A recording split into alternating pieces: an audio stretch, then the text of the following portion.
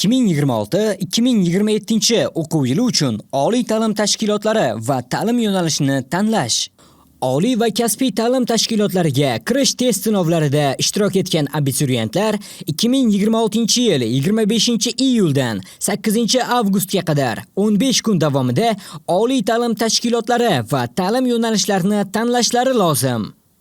Buning uchun my.uzbmb.uz saytining oliy va kasbiy ta'lim tashkilotlariga qabul bo'limiga kirib, xizmatdan foydalanish tugmasi bosiladi va oliy ta'lim tashkilotlarini tanlash bo'limiga o'tiladi.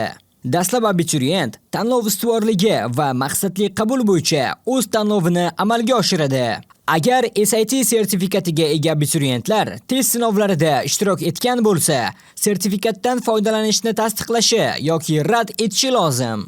Shundan so'ng abituriyent test topshirgan fanlar majmuasi va ta'lim tiliga mos bo'lgan 5 tagacha oliy ta'lim tashkiloti va ta'lim yo'nalishini ta'lim shakli bilan birga tanlaydi.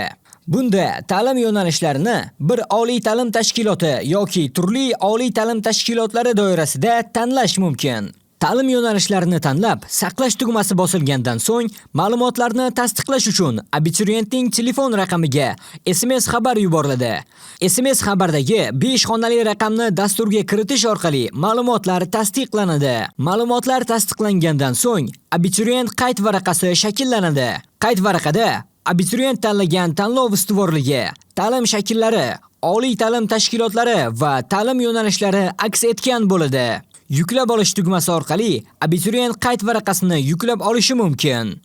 Abituriyentlar ta'lim yo'nalishlarini tanlash muddati yakunlangunga qadar o'z ma'lumotlarini o'zgartirishlari va qayd varaqasini qayta yuklab olishlari mumkin.